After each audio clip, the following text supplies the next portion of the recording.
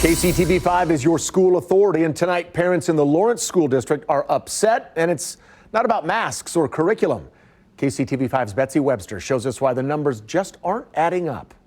This is about a big budget shortfall. We're talking millions of dollars and the potential that as many as 6 schools could close to make up for it. Save our schools! Those chanting and chalking say, not so fast.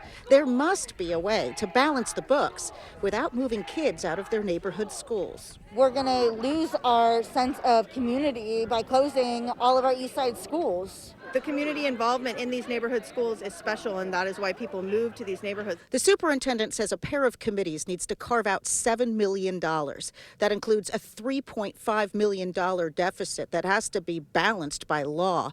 Another $3 million is for staff raises, and they need to replenish reserves they've been dipping into. So it will be very difficult to do this without closing schools. I have received several hundred emails. There are small and century-old schools on the chopping block. Those people knew every student's name, and to a lot of kids, it's their main place of support. Save our schools! Some parents have suggested reducing pay for district-level administrators or cutting some of them. They're also asking the board to seek American Rescue Plan Act funds. There's been a drop in enrollment due to the pandemic, so we think that that's one opportunity that we have that could buy us some time to work together and find a better long-term solution. Save our schools! The superintendent told the group gathered that the district will apply, but he's not confident they'll receive the funds or get them in time. About 10 years ago, we were having these conversations about some of the schools that are on the table to be closed.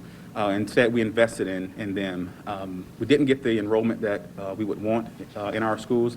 And so we are, in this process, also thinking about what are some additional ways that we can attract families to Lawrence so we're not in this situation another 10 years down the road.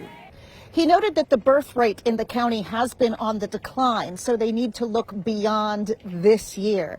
And that's why some parents are saying, hey, not so fast, let's wait on this, because we've lost 600 students in enrollment since the start of the pandemic. So what do we do if they come back?